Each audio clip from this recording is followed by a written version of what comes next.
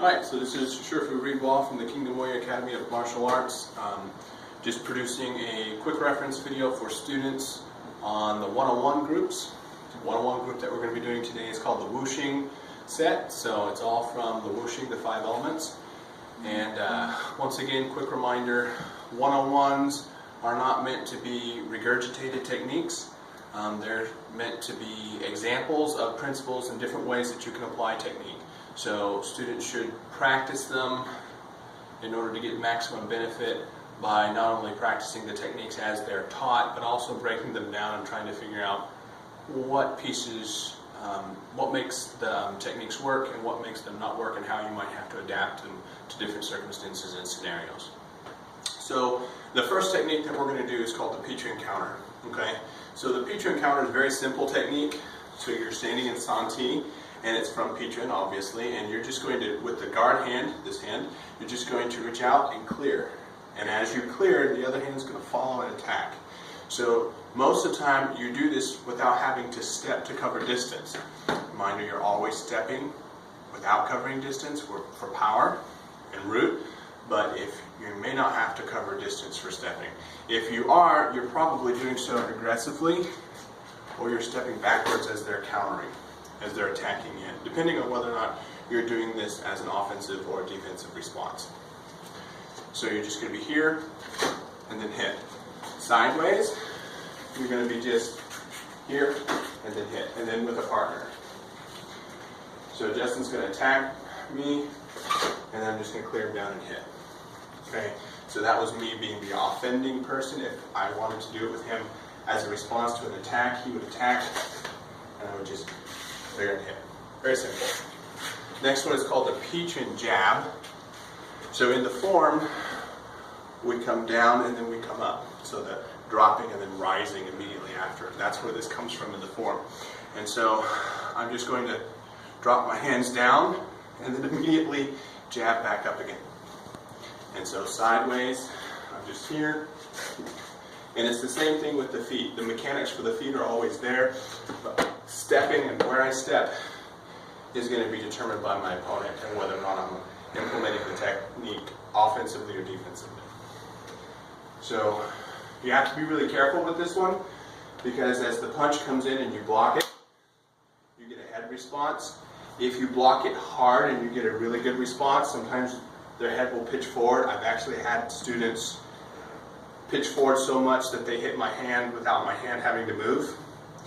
So you really have to be careful, because if they're pitching forward that much and you're driving forward, expecting their head not to move, you could really do some facial reconstructing going on. So when you're practicing, you've got to really pay attention to your opponent's head and how they're responding. So you may have to drop your hands back to protect your partner. Okay? So the punch comes in, and it's just like that. Okay? Only you go to his nose. But I'm being nice to my partner and looking out for his well-being.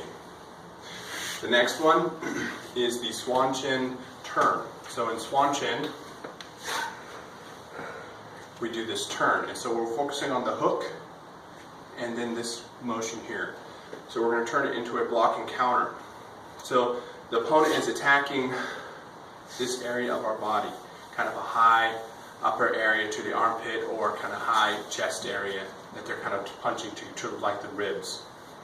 As the punch comes in, we're going to turn. We're just going to let our hand kind of travel down here, catch their punch, and redirect it. This hand here is to cover elbow and clear if necessary. And then you're going to strike to their upper area ribs, basically where they were going to try to hit you. Or you could go lower. Okay, so sideways, here, cover the rib, elbow, and then hit. Partner, he goes to punch. Here, I'm going to cover the elbow, or clear if I have to, and slide in to hit. Next one, very similar, but off the Pichuan turn. So regular Pichuan turn in our form has this little downward hook, and then we come forward into the Pichuan. We're going to adapt that a little bit and turn it into a punch instead of a high jab.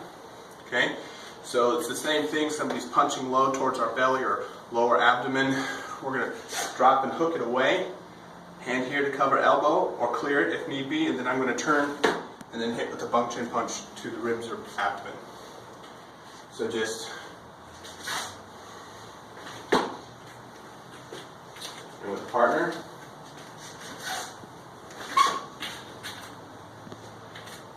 And then the last one is from bunk chin. And it looks very simple, very straightforward, very direct, just like the form.